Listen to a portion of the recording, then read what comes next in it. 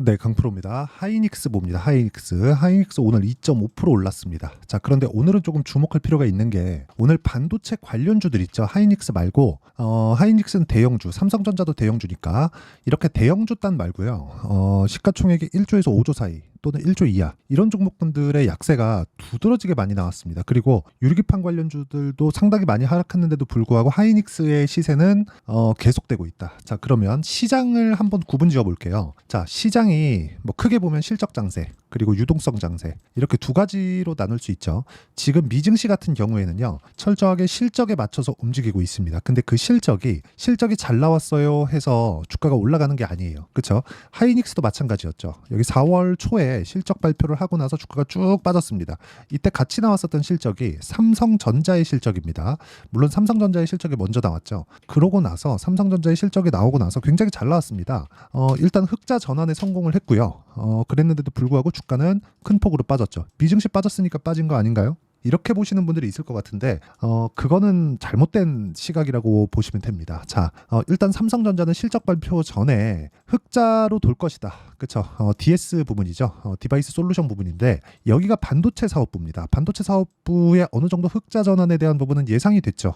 예상이 돼서 5조 5천억의 영업이익이 나올 것이다라는 게 예상이 됐었고 실제 나온 실적을 보면 6조 6천억이 나왔습니다. 근데 하이닉스 같은 경우에는 어떻게 됐느냐 이렇게 보시면요. 2조 8,800억이 나왔습니다. 실제 예상치는 1조 6천억인가 1조 7천억인가 아마 그랬습니다. 근데 1조 이상의 이 실적이 더 나왔다는 거죠. 그런데도 불구하고 주가는 어떻게 됐나요? 빠졌죠. 그렇죠? 자, 삼성전자도 그렇고 실적이 잘 나왔는데도 불구하고 하이닉스, 삼성전자 모두 다시 주가가 빠졌습니다. 자, 그러면 지금은 실적이 개선된다. 그럼 주가가 올라왔다는 건 증명을 한 겁니다. 근거를 마련한 거예요. 하이닉스 단에서. 그리고 나서 이미 올라왔기 때문에 주가가 빠진 겁니다. 그렇죠. 여기서 물론 미증시 같은 경우에도 마찬가지라는 거. 그럼 여기서 우리가 봐야 되는 게 뭘까요? 미증시도 그렇고 한국 시장도 그렇고 뭐가 된다는 거예요. 다시 말씀드리지만 미증시도 그렇고 한국 시장도 그렇고 미래의 실적을 반영하면서 주가가 뜬다는 겁니다. 이 부분에 대해서 반드시 이해를 하고 계셔야 돼요.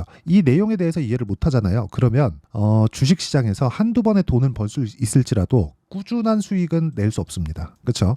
그리고 하이닉스나 삼성전자 그리고 최근에 뭐 전기 관련주 있죠. 뭐 전선, 뭐 구리, 그리고 뭐 변압기 이쪽도 있고요. 그리고 뭐 바이오는 최근에 금리에 대한 부분이 나오면서 조금 약하고 그리고 또 화장품, 그렇죠? 화장품, 그렇죠? 실리콘2 같은 거는 막 상한가 막 두 번 갈 정도로 이런 상황이 벌어지고 있잖아요. 이거 다 실적이 잘 나와서 그렇거든요. 근데 이쪽은 소비재 쪽입니다. 소비재 쪽. 그렇기 때문에 이런 상황이 나오는 거고 기본적으로 성장에 대한 모멘텀, 그렇죠? 앞으로 잘 될 것에 대한 모멘텀. 예를 들어서 AI 시대가 앞으로 온다, 그렇죠? 이런 큰 내용을 다루고 있는 이쪽은요 무조건 미래 실적을 반영을 합니다. 그래서 지금 미증시 같은 경우에도 어떤 상황이 계속해서 나오고 있습니까? 이번 실적 좋아. 1분기 실적 좋은데 2분기부터 약간 조금 그럴 수도 있어. 이 얘기 나오면 그냥 뺍니다. 그냥 빠져요. 그러니까 하이닉스도 그렇고 삼성전자도 그렇고 앞으로의 실적이 어느 정도 나올지에 대한 부분을 우리가 알고 매매하는 게 좋다는 겁니다. 그러면 이런 실적에 대한 부분을 내가 먼저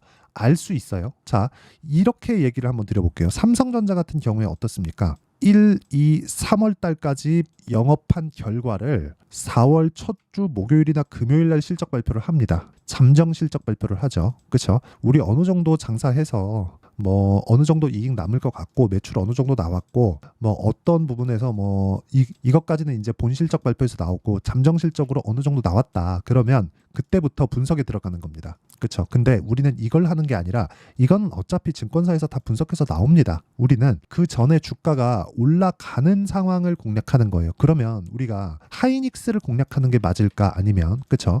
반도체 종목군들 중에서 다른 종목들 많잖아요. 예를 들어서 뭐 강세 종목군들 분야가 다를지라도 한번 보시면 FST. 자, 삼성전자가 약한 움직임을 보였을 때 그동안 움직임이 좋지 않았던 부분이 어떻게 나와요? 상승 구간으로 만들어내죠. 그리고 나서 삼성전자가 반등할 때 어느 정도 빠지지만 이런 구간에서 우리가 차익을 볼 수 있는 구간이 어디에 있겠는가? 이게 다 하이닉스나 삼성전자의 시세를 기반해서 종목이 움직인다는 겁니다. 그러면 우리가 하이닉스를 보면서 하이닉스 매매하면 됩니다. 이게 아니라 하이닉스를 보면서 강한 종목군들은 어디에서 나올지가 가장 중요하다는 거예요. 자, 내용에 대해서 조금 어려울 수 있는데 이 내용에 대해서 아주 잘 정리를 해놓은 내용을 여기 하이닉스의 가격과 단기 보유 전략으로 제가 내용 정리를 해놨습니다. 자, 이 내용에 대한 부분을 제가 내용 정리 다시 말씀드리면 하이닉스의 시세를 기반해서 반도체 종목군들의 움직임이 결정된다는 거고 반도체 종목군들에 대한 움직임이 결정된 하이닉스의 시세를 통해서 관련주들의 움직임을 보겠지만 그 관련주들의 움직임은 강한 종목군들 위주로 우리가 세팅을 한다. 예를 들어서 한미반도체를 매매하는데 한미반도체 차트 좋아. 그래서 한미반도체가 뭐 차트를 만들어 놨어. 이래서 매매하고 앞으로 뭐 어떤 스케줄이 있어. 이래서 매매하는 게 아니라 우리가 하이닉스의 시세가 탄탄하고 하이닉스가 지금 떨어져 봤자 크게 떨어지지 않을 수 있는 상황이 있으니 하이닉스를 토대로 우리가 관련주들의 강한 종목군 위주로 매매를 해가자. 이랬을 때 우리가 여기 2주 기간 동안 우리가 수익을 볼 수 있는 단기 매매 전략을 만들어갈 수 있다는 거고 무엇보다 하이닉스와 함께 관련주들의 실시간 타점을 제가 문자로 공유를 해드리도록 할 테니까 상단에 있는 전화번호로 하이닉스, 자 하이닉스라고 문자 보내주시는 분들에 한해서만 제가 하이닉스와 그쵸? 관련주들의 실시간 타점 그리고 단기 보유 전략을 공유해 드리도록 하겠습니다. 자, 그러면 이 내용에 대해서 제가 다시 한번 말씀드릴게요. 하이닉스의 시세는 미래 가치가 좋아졌을 때 올라갈 수 있다. 근데 이 미래 가치가 좋아졌을 때 왜 올라가느냐? 이걸 보시면 됩니다. 자, 종목별 투자자를 보면 하락했을 때 그쵸? 거래가 없으면서 뭐 세력들이 매집하고 그런 상황이 나오는 게 아니라 앞으로의 일정 때문에 뭐 주가가 뭐가 되고 이런 게 아니라 이런 쪽은 허상이라는 거예요. 물론 이게 나중에 가면 이게 실적으로 전환이 되고 실적으로 전환되는 과정에서 수익으로 바뀌고 이렇게 만들 수 있습니다. 그런데 이렇게 보기에는 너무 시간이 오래 걸려요. 너무. 그쵸? 그리고 정확하게 언제 매도를 해야 되는지도 사실상 찾기가 어렵습니다. 그래서 기본적으로 세력들이 매집하는 것 이게 하이닉스뿐만이 아니라 다른 종목도 마찬가지라는 거예요. 세력들이 매집하는 구간은 철저하게 올라가는 구간에서 매집을 한다는 거고 그리고 무엇보다 하이닉스 같은 종목군들은 들어오는 세력들이 어디예요? 헤지펀드 그리고 기본적으로 공모펀드 뭐 공모펀드에 대한 부분은 요즘에는 많이 없지만 그리고 뭐 ETF 이런 쪽이에요. 그러니까 이쪽에서 들어오는 외국인 자금의 모두 그리고 기관 자금의 모두는 올라가는 구간에서 매수를 할 수밖에 없다는 겁니다. 펀드에서 들어오는 자금은요. 떨어지는 상황이 나오잖아요. 손절해야 돼요. 어느 정도 그 로스컷 비율이 다 정해져 있습니다. 매수했는데 뭐 10% 20% 이렇게 빠지잖아요. 그러면 이거 전략적으로 내가 지금부터 매수해야 될 때입니다. 이게 안 돼요. 시장을 계속해서 비트에 가야 되기 때문에 시장에 맞춰서 매매가 이루어진다고 보시면 되고 이 수급상 보더라도 올라가는 상황에서 계속해서 매집이 이루어지고 있다는 걸 볼 수 있고 이게 언제까지예요? 실적이 완벽하게 돌아서 피크를 치기 직전까지 올라간다는 겁니다.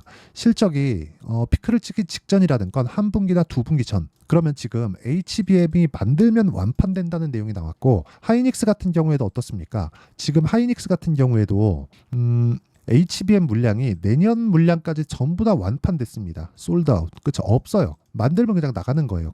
그렇다는 건 아직까지 공급 부족 사태가 계속된다는 거잖아요. 그렇기 때문에 관련주들의 움직임을 지속적으로 추적해야 되는데 관련주들이 아직까지는 그쵸 많이 올라간 종목들이 있다 보니까 그런 부분에 대한 가격 부담을 느끼고 있다. 그런데 그런 종목군들 내에서 우리가 분별력을 가져야 된다. 그겁니다. 근데 그 분별력을 갖기 위해서는 하이닉스의 가격대를 추적해야 된다. 근데 지금 하이닉스의 가격은 떨어질래야 떨어질 수가 없다. 떨어지는 구간이 나오더라도 이건 추세를 이탈하는 상황이 아니라는 겁니다. 그래서 이 구간에 맞춰서 우리가 타점을 잡았을 때 어느 정도의 수익이 나오는지 그 내용부터 말씀드리도록 하겠습니다. 자, 내용 한번 보시면 보세요. 대원전선. 이것도 일종의 반도체 종목군이라고 볼 수 있습니다. 뭐 다들 아시겠지만 변압기, 전기, 구리, 전선 이쪽이 지금 여기도 지금 부족해요. 그러다 보니까 구리 가격 폭등하죠. 전선을 빨리빨리 만들어야 되니까. 그쵸? 구리를 계속해서 사들여서 전선을 만들고 있는 거예요. 그렇다 보니까 이쪽에서 강세를 보이는데 이 모든 종목군들이 올라가는 구간에서 계속해서 수익이 터지고 있다는 점 이런 부분이 중요한 겁니다. 즉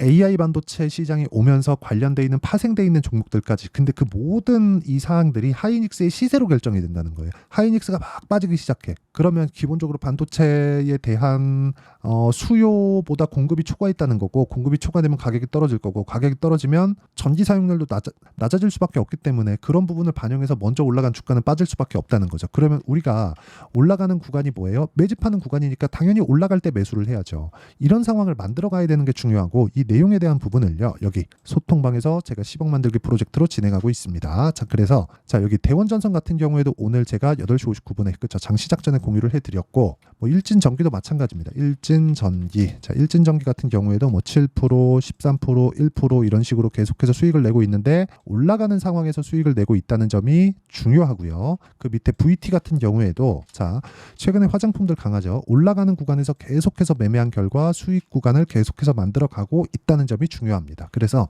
매매하는 과정에서 내가 어떻게 가격대를 잡아야 될지 모르겠다 하시는 분들은요, 소통방에 들어오시면 되고, 소통방은 무료로 진행합니다. 그래서 구독과 좋아요 눌러주시고요. 상단에 있는 전화번호로 구독 또는 10억이라고 문자 보내주시면 제가 소통방 입장 링크를 순차적으로 공유를 해드리도록 하겠습니다. 자, 내용 정리하면 그렇습니다. 올라가는 구간에서 계속해서 수익이 발생할 수밖에 없고, 그 수익이 발생하는 구간에서 내가 꾸준하게 수익을 내려면 타점에 대해서 이해하는 것이 필요하고, 이 내용에 대해서 어떻게 분할할지, 그리고 어떻게 내가 종목군을 분별해 낼지, 이 내용에 대해서 이해를 했을 때 어느 정도까지 수익을 낼 수 있는지, 그 내용에 대해서 제가 다 이해를 시켜드리도록 할 테니까 영상 끝까지 시청하시고요. 모든 분들이 성공 투자하셨으면 참 좋겠습니다. 자, 24년도가 돼도 여전히 시장은 녹록지 못합니다. 이런 상황이 벌어지는 건 어쩔 수 없습니다. 이런 상황에서도 수익이 나는 종목들의 구조는 변하지 않습니다. 즉, 대시세 종목에 대한 구조는 변하지 않는다는 거고, 실제 제가 소통방에서 지속적으로 이야기를 드리고 있는 내용도 대시세 종목이나 시장 주도주를 공략하는 건 철저하게 가격 분석을 하라고 이야기를 드리고, 가격 분석 이후에는 이슈에 대한 파악, 그리고 이슈를 파악하고 나서는 다시 내가 얼마에 매수할지 그 타점에 대한 부분을 지속적으로 언급을 하고 있습니다. 자, 근데 생각해 보세요. 시장이 굉장히 어려웠습니다. 어려운 상황에서의 어떤 종목들이 강했냐 보면 반도체와 그리고 바이오입니다. 자, 실제 여기 보면요. HLB에 제가 실제 매매한 내용을 띄워놓고 보여드리고 있는데, 1월 22일부터 매매를 시작해서 4일 동안 31%의 수익 마감이 됐고요. 그리고 여전히 신고가 종목입니다. 자, 그리고 그 다음 어보브 반도체, 이름을 보시다시피 반도체 종목이죠. 그리고 AI 반도체는 지속적으로 강세를 보이고 있습니다. 이 종목도 신고가를 먼저 달성한 이후에 제가 21%의 단기간에 21%의 큰 수익을 내고 마감이 됐습니다. 다시 재공략을 준비하고 있고, 이런 부분은 소통방에서 다 공유를 해드립니다. 자, 그리고 코세스, 코세스 같은 종목도 당연히 그쵸, 신고가 종목이고요. 그리고 반도체 종목입니다. 이 종목도 영업일 기준에서 이틀 동안 대략 한 15%의 수익 마감이 됐습니다.